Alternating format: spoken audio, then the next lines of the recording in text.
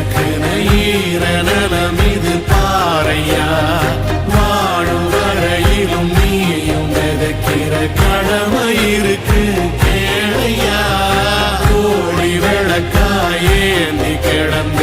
வீடு இருண்டு